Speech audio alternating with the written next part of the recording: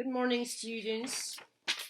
Alors aujourd'hui, j'ai décidé de vous parler de la différence entre le simple past. Ça fait la troisième fois que je recommence parce que je fais des fausses manips et que j'arrête la vidéo. Donc, cette fois-ci, je ne vais plus toucher à rien. Allez, on y va. Donc, la différence entre le simple past et le present perfect. D'accord? Tout d'abord, il faut savoir comment conjuguer ces deux temps, ça c'est la toute première chose. L'utilisation des deux temps, ça vient par la suite. Mais vraiment connaître sur le bout des doigts tous les verbes irréguliers, d'accord? Je vous cache, je vous apprends rien. Si je vous dis que take, ça donne take, took, taken. Go, went, gone. Buy, bought, bought.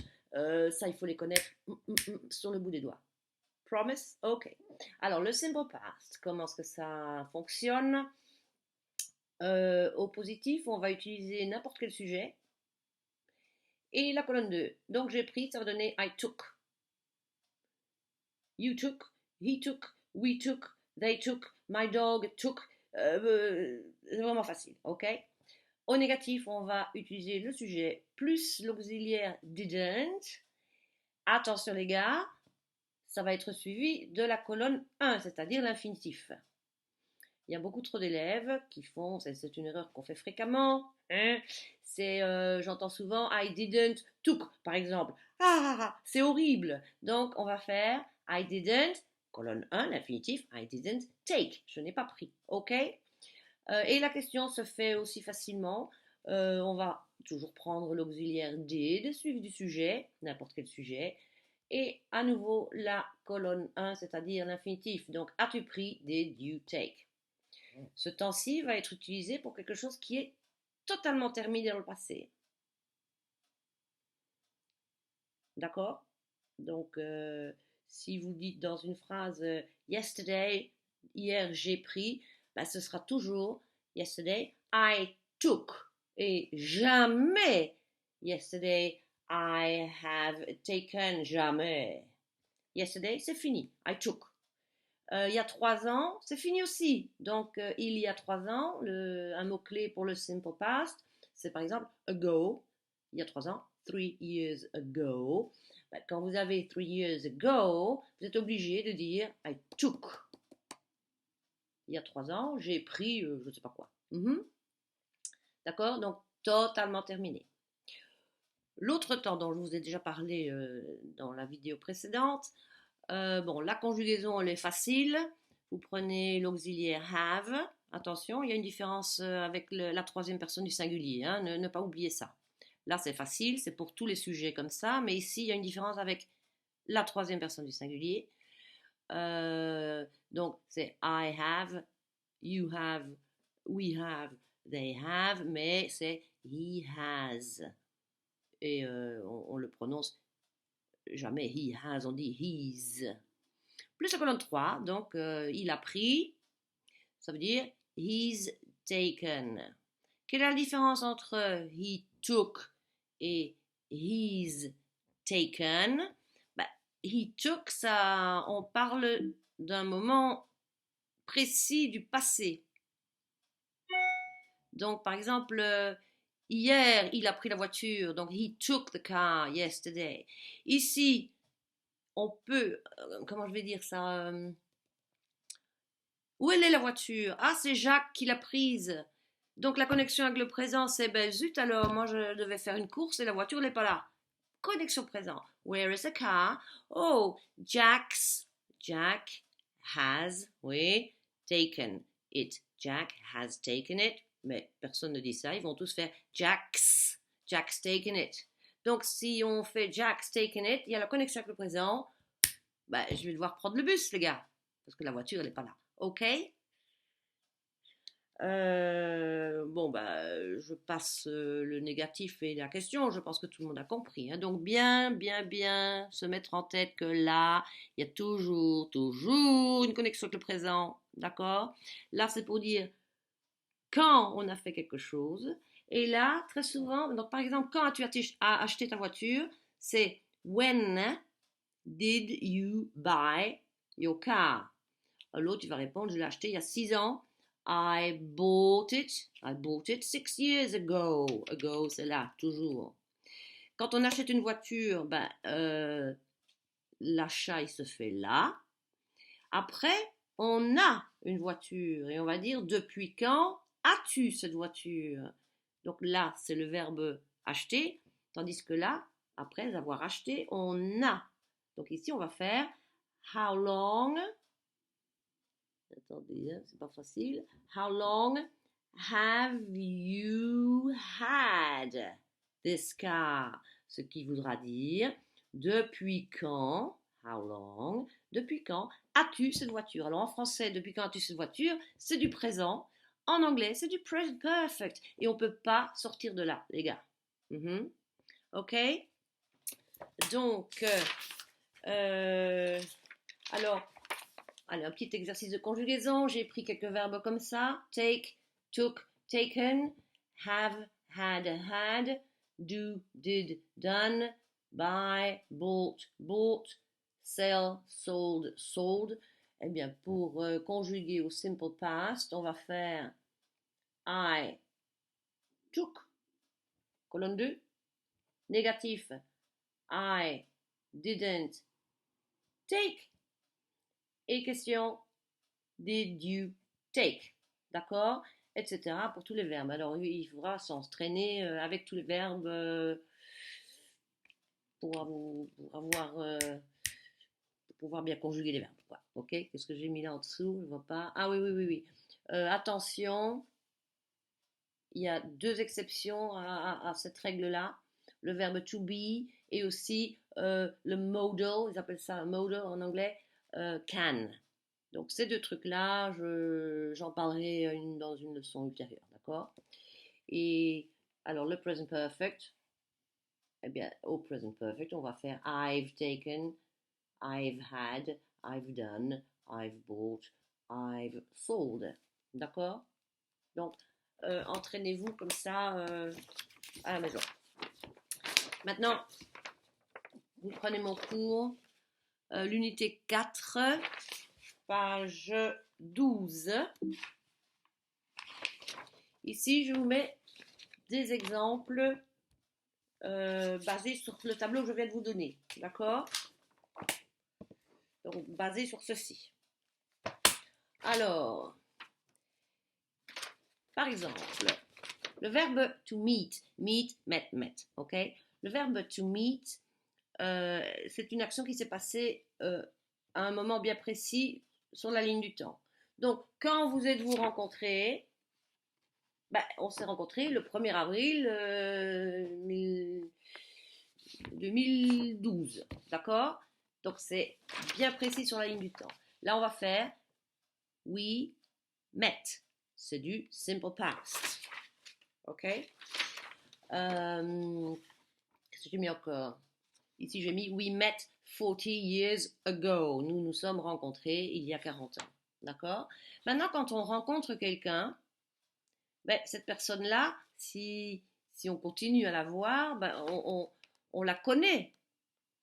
Donc là, c'est le verbe rencontrer, to meet. Et là, c'est le verbe connaître. Donc j'ai rencontré ce type il y a 40 ans. Et là, ça fait 40 ans que je le connais. Et je le connais toujours, il n'est pas mort. Il ne faut pas qu'il soit mort, hein, parce que s'il est mort, le mec, il va être là. Hein. C'est fini. Donc, je le connais depuis 40 ans. Ça va donner I've known, I have plus la colonne 3, I've known him for 40 years. For 40 years. Alors le depuis, ça se traduit par for ou par since. Je referai une leçon là-dessus aussi par la suite. Ok? Donc ici comme exemple, j'ai mis, il y a d'ailleurs une erreur ici. Il faut la corriger si vous ne l'avez pas fait. Je vous ai dit de corriger en classe, mais j'en suis sûre que tout le monde ne l'a pas fait. Alors, how long have you known each other? Ça fait combien de temps que vous vous connaissez? Donc, il faut ajouter le N à know. D'accord? Il est resté dans la machine. How long have you known each other? La réponse, nous nous connaissons depuis que nous sommes enfants. We've known each other since we were kids. Ok? J'en ai déjà parlé tout à l'heure. Le fait d'acheter, ben acheter, moi j'ai acheté ma voiture ici. Donc, quand as-tu acheté ta voiture? When did you buy your car?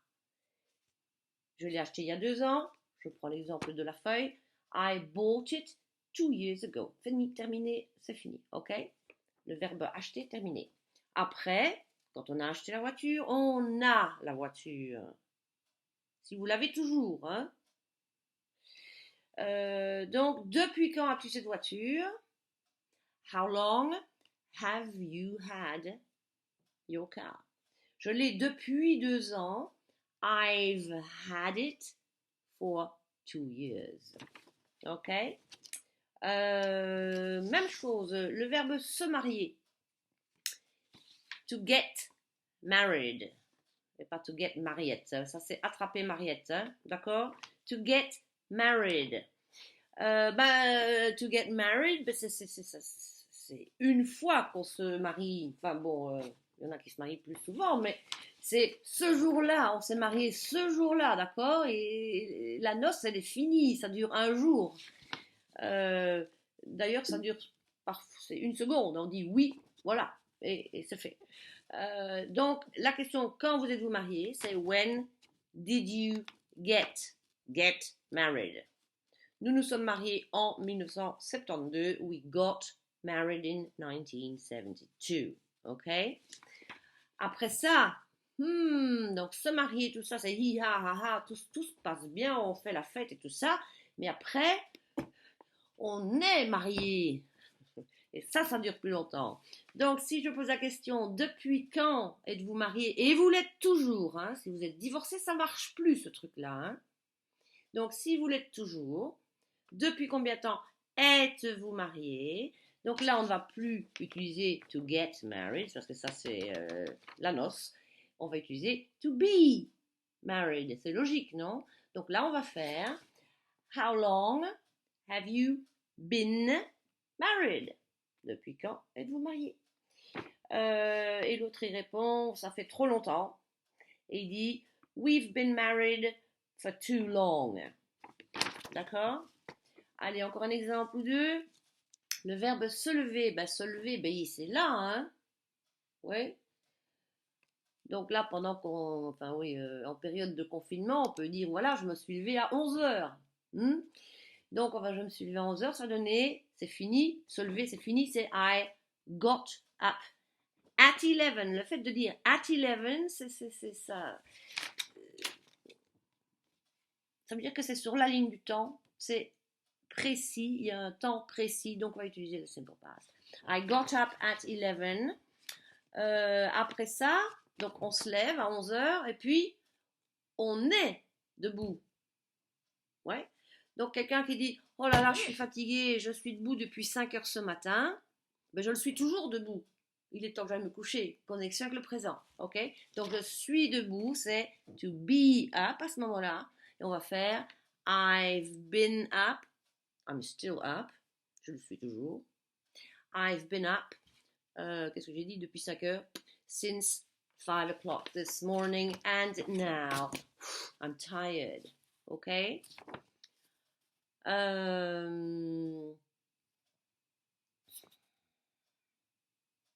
y en a un que je vais passer. Le verbe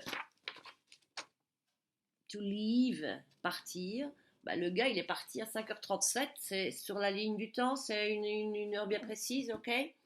Donc, exemple, à quelle heure es-tu parti de la fête? What time did you leave the party? Et le gars, il répond, je suis parti vers minuit. I left around midnight. D'accord? Donc, partir, c'est sur la ligne du temps, c'est là, c'est là. Et quand on est parti, non, je rephrase. Quand on... C'est difficile en français. Là, c'est partir, c'est le verbe, l'action de partir. Là, c'est un état, c'est être parti. Il est parti Ça fait 3 heures qu'il est parti. Il est parti depuis 3 heures. Mhm. Donc, ça fait combien de temps qu'il est parti? How long has he been gone? Quand est-il parti? Quand est-il parti? Ce serait when, ou non, plutôt quand, à quelle heure? What time, au lieu de when. What time did he leave? À quelle heure est-il parti? C'est vraiment, c'est exact. Tandis que depuis combien de temps est-il parti? How long has he?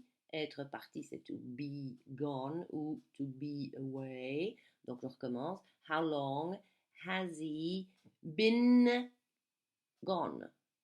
How long has he been away? How long has he been gone? Oh, he's been gone for 3 weeks. Ça fait 3 semaines qu'il est parti. Ok? Ben voilà. Quelques exercices comme ça, un brûle pour point. Donc demandez-moi depuis quand je suis prof. Je le suis toujours, même en confinement chez moi. Donc depuis quand êtes-vous prof? À vous. Très bien. How long have you been a teacher? Super. Maintenant demandez-moi depuis quand, non, demandez-moi quand j'ai commencé à enseigner. Commencer à enseigner, ça va se dire to start teaching. Allez-y. C'est un moment bien précis, n'est-ce pas? Donc, on va faire when did you start teaching? Là, moi, je vais répondre, c'est un régulier, je vais dire I started, avec ED évidemment, I started teaching, oh my god, I started teaching when I was 21, long time ago. So I've been a teacher for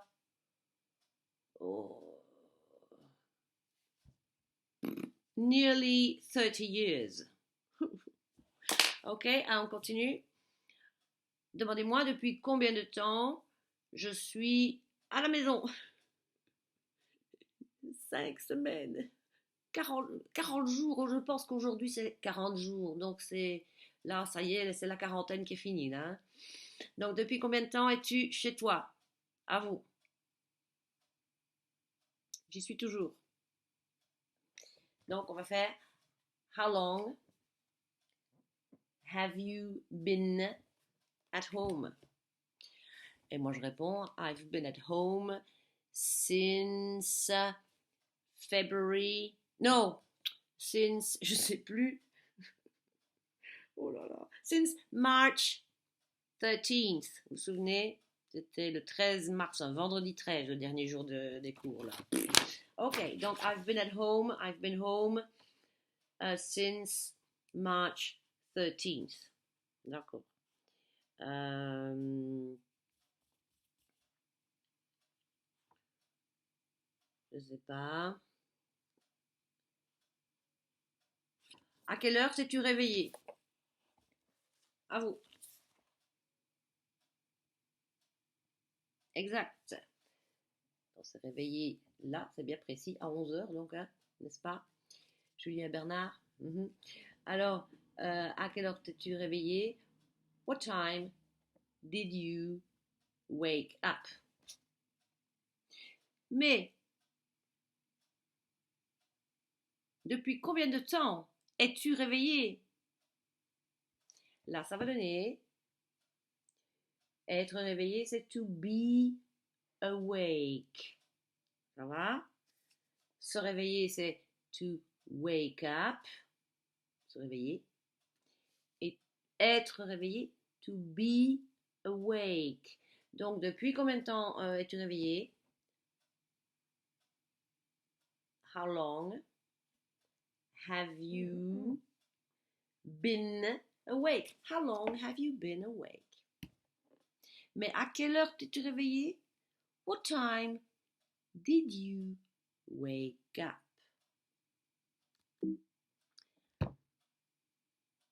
Ok.